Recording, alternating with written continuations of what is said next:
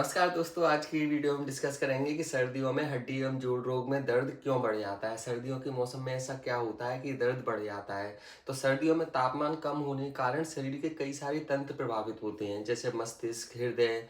ऐसे ही हड्डियां प्रभावित होती हैं, जोड़ रोग भी प्रभावित होते हैं। तो कैसे प्रभावित होते हैं, सबसे पहले हम ये जानते हैं। तो नंबर एक, ठंड के कारण मांसपेशी और लिगामेंट्स में सिकुड़न हो जाती है, जकड़ जाती है। इसको क्या स्पाज्म बोलते हैं। और क्या जोड़ों की मूवमेंट सीमित हो जाती है, कम हो जाती है। स्टिफनेस और सुबह उठते उठते समय अकड़न भी ज्यादा होती है इस कारण। यही कारण है कि घुटने, कंधे और कमर सुबह सुबह ज्यादा दर्द करेंगे आपको, क्योंकि सुबह के टाइम पे सर्दी ज्यादा रहती है। सेकंड रीजन है ब्लड फ्लो कम हो जाना, ब्लड सर्कुलेशन कम हो जाना। तो ब्लड ब्लड क्या करता है, ब्लड अपने साथ में हीट भी ट्रांसपोर्ट करता है। तो ठंड में शरीर की ब्लड वेसल्स कॉन्स्ट्रिक्ट हो जाती हैं, संकुचित हो जाती हैं, जिसको वेसो कॉन्स्ट्रिक्शन कहते हैं। ये होने के कारण जोड़ों तक कम ऑक्सीजन पहुंच पाएगी, कम हीट भी पहुंच पाएगी और न्यूट्रिएंट्स भी कम पहुंच पाते हैं। प्लस इसके अलावा क्या होता है कि सूजन वाले पदार्थ, जिनको इन्फ्लेमेटरी मीडिएटर्स कहते हैं, वह भी जमा होने लगते हैं जोड़ों में। तो इससे दर्द की संवेदना बढ़ जाएगी। पुराने गठिया या फ्रैक्चर वाले जोड़ों में दर्द अचानक से बढ़ जाता है सर्दियों के टाइम पे। थर्ड नंबर पे क्या होता है कि जोड़ों की चिकनाई, जो फ्लूइड भरा रहता है ना जॉइंट्स के अंदर, जिसको साइनोवियल फ्लूइड्स बोलते हैं, वो क्या है, गाढ़ा हो जाता है। आपने देखा होगा सर्दियों में चीज थोड़ी गाढ़ी हो जाती है, कंसंट्रेट हो जाती है। सामान्य स्थिति में यह जोड़ एक तेल जैसे द्रव के रूप में चिकनाई देता है, लेकिन सर्दियों में यह द्रव गाढ़ा हो जाता है, कंसंट्रेट हो जाता है।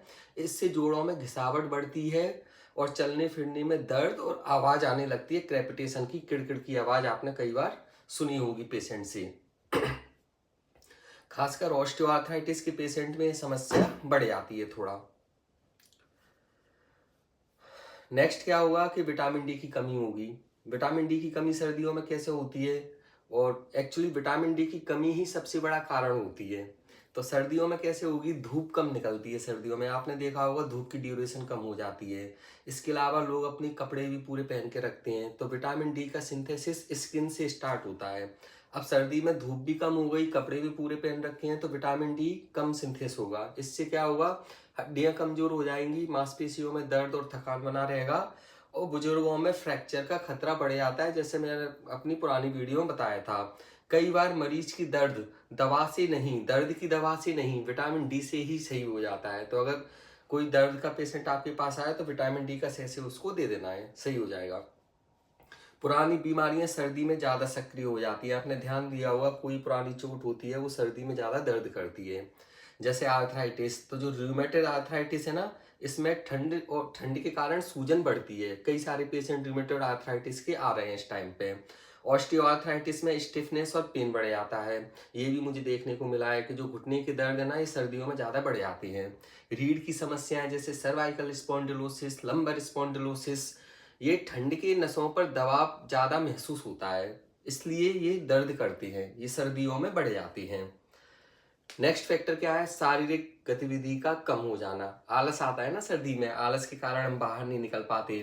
तो सर्दियों में आपने देखा होगा कि लोग कम बाहर निकलते हैं, कम चलते हैं, व्यायाम बंद कर देते हैं, लंबे समय तक बिस्तर पर पड़े रहते हैं, एक ही जगह पड़े रहते हैं। परिणाम स्वरूप क्या होगा, जॉइंट की स्टिफनेस होगी, जोड़ जकड़ जाएंगे, मसल्स की वीकनेस होने लगेगी, मसल्स चलेगी नहीं तो वीक हो जाएगी मसल्स। और पेन का थ्रेशोल्ड कम हो जाता है, अगर आप चलते फिरते रहोगे तो पेन का थ्रेशोल्ड बढ़ा हुआ रहेगा। तो एक कहावत है, जो जोड़ नहीं चलता वो ही दुखता है। ठीक है।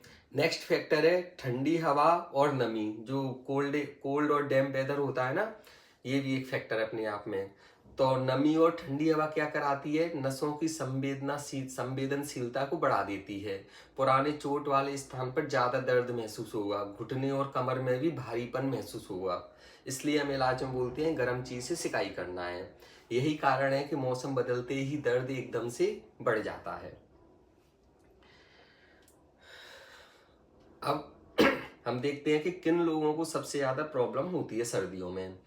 तो जो बुजुर्ग लोग हैं, जो 50 साल से अधिक उम्र के लोग हैं, जिनको पहले से कोई बीमारी है, जैसे गठिया है, ऑस्टियोआर्थराइटिस है, जिनमें विटामिन डी की कमी पहले से है, कैल्शियम की कमी भी है पहले से, जिनको फ्रैक्चर हो रखा हो या कोई सर्जरी हुई हो, या फिर डायबिटीज के मरीज, ये थोड़े सेंसिटिव होते हैं सर्दियों में दर्द के लिए।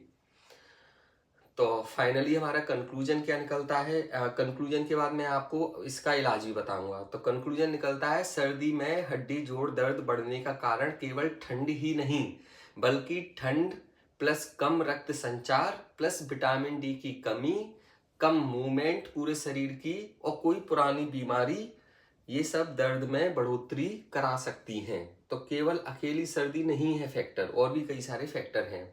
सर्दियों में हड्डी एवं दर्द के अब हम इलाज देखेंगे, ट्रीटमेंट देखेंगे कि हमें क्या करना रहेगा इससे बचने के लिए।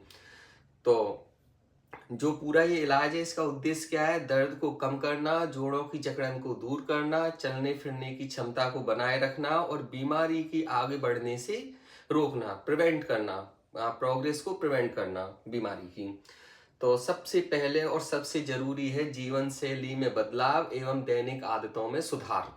ये सबसे जरूरी है। अपने शरीर को गर्म रखना है। मस्तिष्क के डॉक्टर भी कहते हैं, हृदय के डॉक्टर भी कहते हैं कि अपने शरीर को गर्म रखें। घुटने, कमर और गर्दन को ढक कर रखें। ठंडी हवा और नमी से बचें। रात में गर्म कपड़े पहनकर सोएं। गर्माहट से क्या होगा? मसल्स का जो स्पाज्म हो रहा था, स्टिफनेस हो रहा था, वो कम हो जाएगी और दर्द में आराम मिल जाएगा। प्लस बेसोडाइलेशन भी होता है, तो ब्लड फ्लो भी बढ़ जाएगा। ब्लड के साथ साथ हीट भी पहुंचती है वहां पे। नियमित व्यायाम एवं स्ट्रेचिंग करना है। सर्दियों में व्यायाम बंद करना सबसे बड़ी गलती होती है। बिल्कुल भी आलस नहीं दिखा, हाँ हैवी व्यायाम नहीं करना चाहिए, बट हल्का फुल्का व्यायाम कंटिन्यू करना चाहिए। इससे लाभ क्या होगा? जोड़ों की चिकनाई बनी रहती है, रक्त संचार सुधरता है और दर्द और अकड़न कम हो जाती है। तो उपयोगी व्यायाम कौन कौन से हैं आप पूछेंगे, तो सुबह सुबह हल्की फुल्की वॉक कर सकते हैं। घर पे बैठ के घुटनों की स्ट्रेचिंग एक्सरसाइज कर सकते हैं। गर्दन एवं कमर की हल्की फुल्की एक्सरसाइज कर सकते हैं। कुछ योग होते हैं जैसे भुजंगासन, ताड़ासन, पवन मुक्तासन, इनका भी इस्तेमाल आप घर पे बैठे बैठे कर सकते हैं। व्यायाम गर्म वातावरण में नहीं करना है, हल्के फुल्के मध्यम वातावरण में ही करना है। धूप एवं विटामिन डी के लिए क्या करें? तो रोजाना 20 से 30 मिनट तक सुबह की धूप लें। डॉक्टर की सलाह से विटामिन डी सप्लीमेंट्स या फिर कैल्शियम युक्त आहार भी ले सकते हैं। विटामिन डी की कमी दूर करने पर हड्डी का दर्द अपने आप कम हो जाता है। इंडियन पॉपुलेशन में विटामिन डी की कमी अपने आप ही रहती है, इनहेरेंट रहती है, ऑटोमेटिक रहती है। हमारी डाइट इस टाइप की है कि विटामिन डी की कमी रहती ही रहती है। गरम सिकाई करना है। कैसे करना है गरम सिकाई? तो गर्म पानी की थैली का यूज कर सकते हैं, इलेक्ट्रिक हीट पैड का यूज कर सकते हैं। पानी ज़्यादा गर्म नहीं होना चाहिए। दिन में 2 से 10 बार कर लीजिए, 10 से 15 मिनट के लिए कर लीजिए। इससे फ़ायदा क्या मिलेगा? मसल्स को आराम मिलेगा, मांसपेशियों की स्टिफनेस कम होगी, जकड़न कम होगी, ब्लड फ्लो बढ़ेगा और पेन फाइनली कम हो जाएगा। ब्लड फ्लो बढ़ेगा तो जो मीडिएटर्स थे, इन्फ्लेमेटरी मीडिएटर्स, वो भी जॉइंट से निकल के अपने चले जाएंगे। दवाइयों द्वारा इलाज, ये डॉक्टर की सलाह से ही करना है, ये अपने मन से नहीं करना है। दर्द निवारक कुछ दवाइयाँ होती हैं जैसे कि पैरासीटामोल, एनसेड्स। एनसेड्स क्या सिलेक्टेड पेशेंट में देते हैं। थायोकोल्चिकोसाइड, मसल्स रिलैक्सेंट, ये बहुत सारी दवाइयाँ आती हैं जो जकड़न में आराम देती हैं। और कैल्शियम, विटामिन डी भी दे सकते हैं। ग्लूकोसामिन एंड कॉन्ड्रोइटिन सल्फेट भी दे सकते हैं। ये ज़रूरत के अनुसार दिया जाता है। बिना डॉक्टर की सलाह के दर्द की दवाइयाँ खाना नहीं चाहिए, इससे किडनी वगैरह को प्रॉब्लम हो सकती है, लिवर को भी प्रॉब्लम हो सकती है। तो ये मैं अपनी हर वीडियो में आपसे कहता हूँ। तो इसके अलावा एक चीज़ और बच रही है, फिजियोथेरेपी, प्रोफेशनल फिजियोथेरेपी।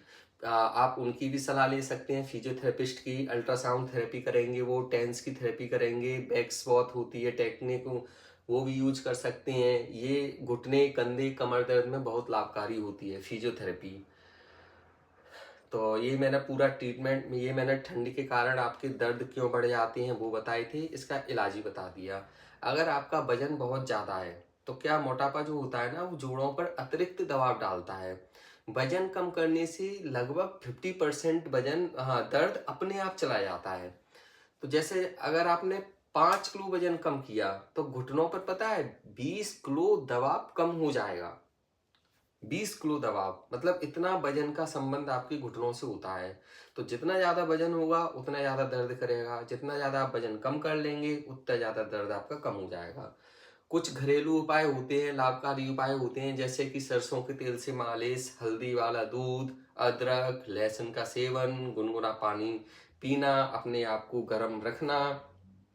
तो ये सब चीज़ें दवा का विकल्प नहीं है, बल्कि सहायक होती हैं, दवा के रूप में सहायक के रूप में काम करती हैं। ये सब चीज़ें जो गर्म हल्दी का दूध और ये सब पानी वगैरह।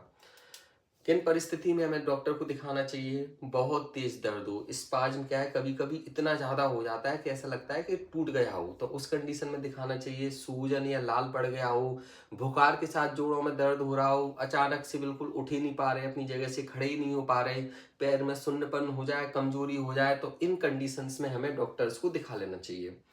फाइनल मैसेज मैं देना चाहूँगा आप लोगों के लिए, मरीज लोगों के लिए, आपके बुजुर्ग घर वालों के लिए, कि सर्दियों में हड्डी जोड़ दर्द बढ़ना एक आम बात होती है, घबराने की जरूरत नहीं है। लेकिन सही देखभाल, व्यायाम, धूप और समय पर इलाज करने से दर्द को पूरी तरह से नियंत्रित किया जा सकता है।